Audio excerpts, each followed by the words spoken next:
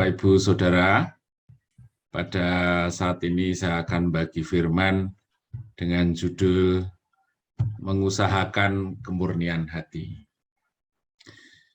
Yang terkasih, Bapak, Ibu, Saudara, tidak bisa dipungkiri di dalam hati kita itu ada warisan, gitu ya, warisan ketidakmurnian hati.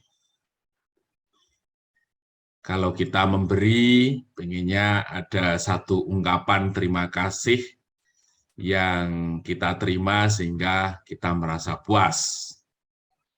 Kalau pekerjaan sukses, dalam level sekecil apapun kita ingin dipuji, dan lain sebagainya. Nah, bagaimana sikap hati kita menghadapi itu semua? Tentu Allah mau kita bisa terlepas dari itu.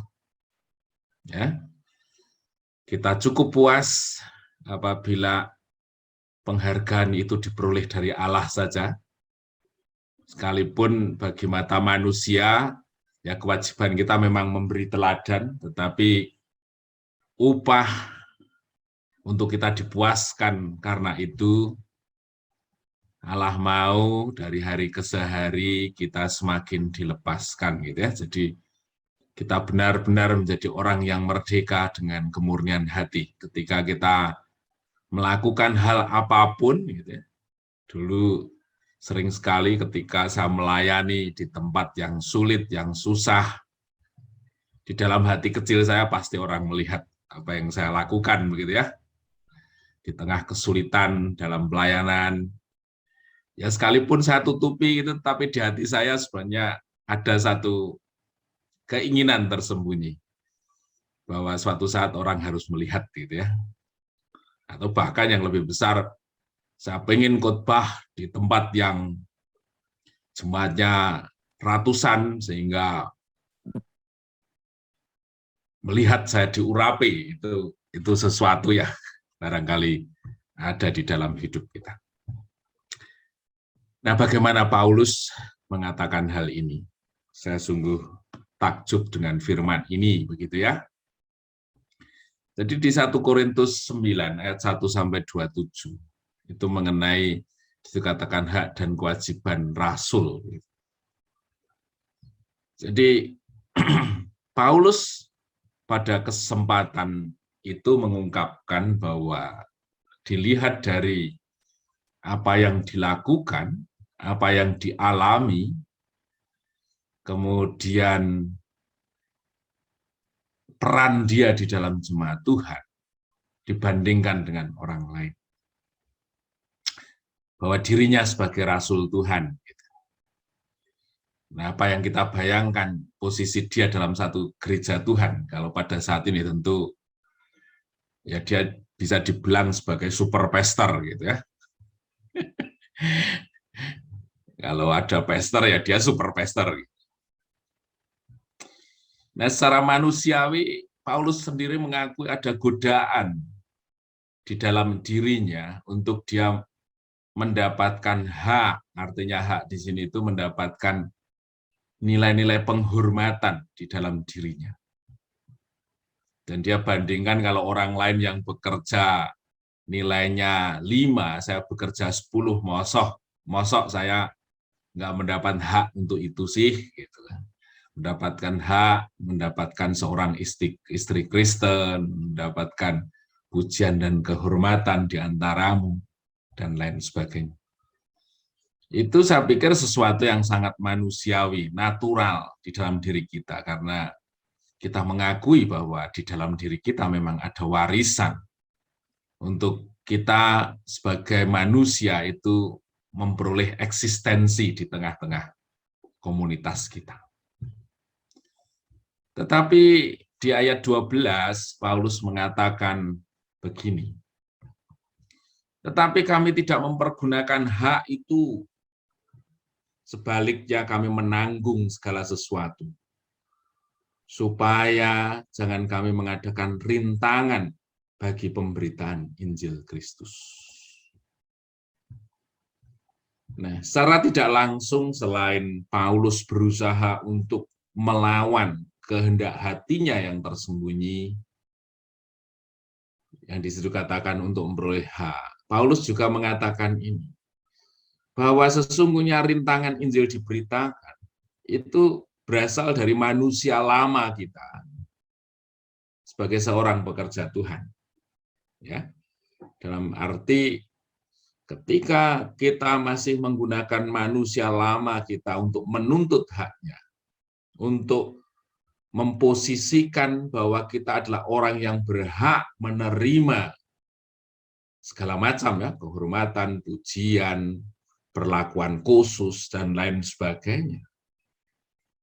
Kalau jati diri itu semakin eksis di dalam bekerja Tuhan, sesungguhnya itu sebagai penghalang utama dalam pemberitaan Injil Kristus. Semakin manusia terhilang dari itu semua, maka kesaksian hidup kita sesungguhnya sebagai pemberita Injil. Kemudian ayat yang ke-15 disitu katakan, tetapi aku tidak pernah mempergunakan satupun dari hak itu. Aku tidak menulis semuanya ini supaya aku pun diperlakukan juga demikian. Jadi kalau Paulus mengungkapkan itu di dalam 1 Korintus ini, bukan maksudnya bahwa orang yang membacanya itu bersikap bahwa Paulus harus dihargai gitu. Tetapi dia memberikan satu kesaksian kemurnian batinnya.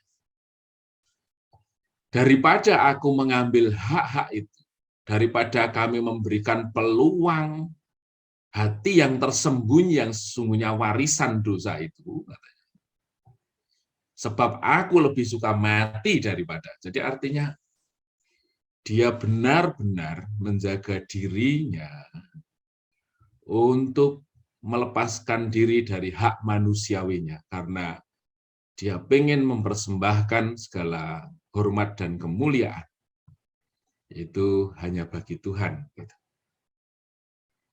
Jadi Paulus di sini semata-mata hanya mengungkapkan satu nilai kebenaran pada sesuatu yang akan disampaikan. Bukan maksudnya orang melihat bahwa dirinya minta dihargai, bukan, tetapi dia menyampaikan itu dengan kemurnian hati. Kemudian, mengapa seseorang bisa menuntut haknya? Di ayat 17 ini sebagai kunci. Jika kita merasa bahwa kita melayani itu karena kehendak kita sendiri. Ya. Sehingga seolah-olah, ya ini kan pilihan saya Tuhan untuk melayanimu.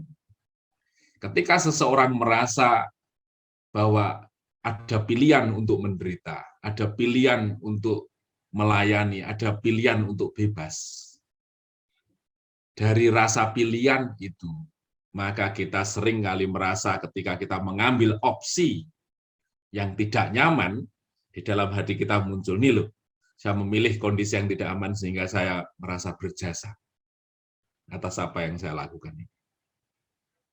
Wah, itu saya menuntut ini satu hal yang luar biasa ya, di balik kesediaan yang seringkali kita mengatakan rela untuk mengambil bagian, misalnya seorang pelayan itu kan diperlakukan lebih rendah, haknya dikurangi, tapi justru karena kita merasa itu kita lakukan dengan sukarela, justru seringkali ketidakmurnian hati itu mencuri, sehingga kita merasa berjasa. Tapi apa yang dilakukan Paulus? Tetapi Paulus menganggapnya bahwa pelayanan adalah tugas yang harus dikerjakan. Jadi, ya sudah Tuhan, memang Tuhan sudah memilih saya sebagai orang yang melayani Tuhan, sehingga apapun yang Tuhan mau, itu semata-mata hanya sebagai tugas. Tugas yang dengan rela dilakukan. Itu bukan kehendak bebas kita bisa memilih melayani atau tidak, sehingga ketika kita memilih melayani, kita bisa mencuri kemuliaan Tuhan, tetapi katakan bahwa itu tugas yang harus saya kerjakan. Ketika seseorang merasa bahwa itu tugasnya, tentu ketika dia melakukan sesuatu yang jauh lebih banyak bagi ukuran orang lain pun, dia merasa itu sesuatu yang mesti diselesaikan, sehingga di dalam diri saya sama sekali tidak ada satu niat untuk saya memperoleh hak untuk dihargai, dihormati, merasa melakukan lebih, dan lain sebagainya. Ini sesuatu yang menurut luar biasa, kita bekerja keras untuk memperoleh berkat, berkat itu digunakan untuk pekerjaan Tuhan, tetapi kita harus tahu bahwa itu adalah tugas kita. Kemudian yang terakhir di sini, kualitas pelayanan seperti apa yang Paulus kerjakan, gitu. Ayat 19, aku menjadikan diriku hamba. Ini luar biasa. Di dunia ini banyak orang yang ingin menjadikan dirinya bos. Ya, kasarnya ketua partai, ketua organisasi, menjadi seorang pemimpin pelayan. Jadi itu pelayan tapi pemimpinnya. Ya apa gunanya? Pelayan ya pelayan. Tidak ada pemimpin pelayan. Tapi bagaimana orang ingin meletakkan eksistensi dirinya di atas yang lain. Tapi Paulus tidak. Dia meletakkan dirinya di paling rendah untuk memenangkan sebanyak mungkin orang.